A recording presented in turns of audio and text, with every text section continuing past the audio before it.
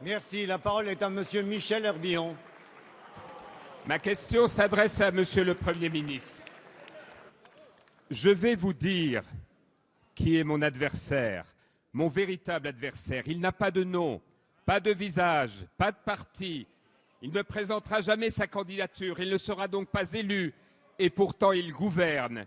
Cet adversaire, c'est le monde de la finance. Voilà ce que déclarait François Hollande dans son discours de présentation de sa candidature au Bourget le 22 janvier 2012. Eh bien, aujourd'hui, les Français stupéfaits ont appris que cet adversaire avait un nom, avait un visage. C'est celui d'un ami, l'ami du président de la République, Jean-Jacques Augier, trésorier de sa campagne présidentielle, en pleine découverte de l'affaire Cahuzac. Le fait qu'on apprenne que le trésorier de François Hollande place son argent dans un paradis fiscal aux îles Caïmans est révélateur de l'hypocrisie de François Hollande, de l'hypocrisie de la gauche, toujours prompte à donner des leçons de morale et à jouer les professeurs de vertu. S'il vous plaît. On est passé de la gauche caviar à la gauche caïman. Allez. C'est le président de la République et vous-même, Monsieur le Premier ministre, qui êtes responsable de ces nominations. Vous devez assumer votre responsabilité politique. Les Français ne croient pas que vous ne saviez rien. Comment croiraient-ils que vous saviez moins sur votre ministre du Budget que les organes de presse? Vous cherchez à faire diversion. Vous nous devez des réponses, Monsieur le Premier ministre. Vous devez des réponses aux Français. Que saviez-vous? Depuis quand? Combien de temps allez-vous continuer à faire croire que les plus hautes autorités de l'État n'avaient aucune information sur cette affaire pendant plusieurs mois? Tant que vous n'aurez pas répondu, Monsieur le Premier ministre, c'est votre responsabilité et votre crédibilité qui seront en jeu. Merci.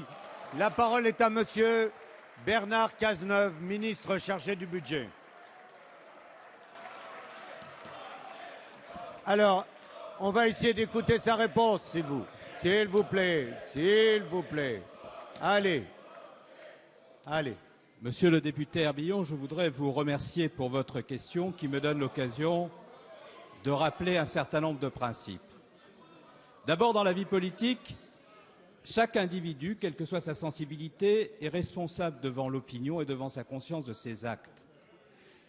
Je pourrais citer le nom de beaucoup de personnalités qui ont été proches du précédent pouvoir et du précédent président de la République et qui ont pu avoir quelques manquements. Mais pour ce qui me concerne, je n'en dirai pas que c'est le précédent président de la République qui a à être mis en cause, parce que la politique, Monsieur Herbillon, elle est un exercice digne qui implique, lorsqu'on est responsable politique, qu'on ne procède pas d'amalgame, qu'on n'ait pas la haine à la commission des lèvres et que l'on soit capable de ne pas donner avec la meute ce que vous venez de faire de façon indigne.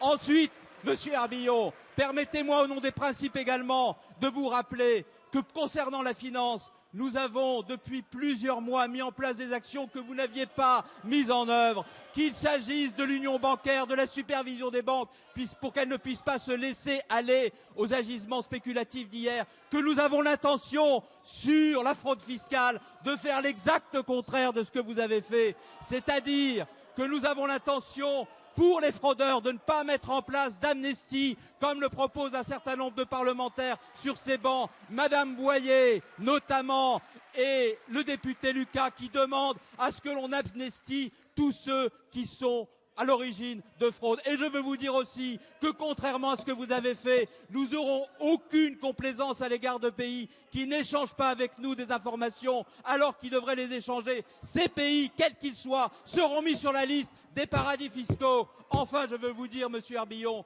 qu'au sein de l'Union européenne, pour que la transparence soit totale, nous procéderons à des conventions d'échange d'informations et nous ferons en sorte, à l'instar de ce qu'ont fait les États-Unis, qu'il y ait des conventions signées avec tous les pays.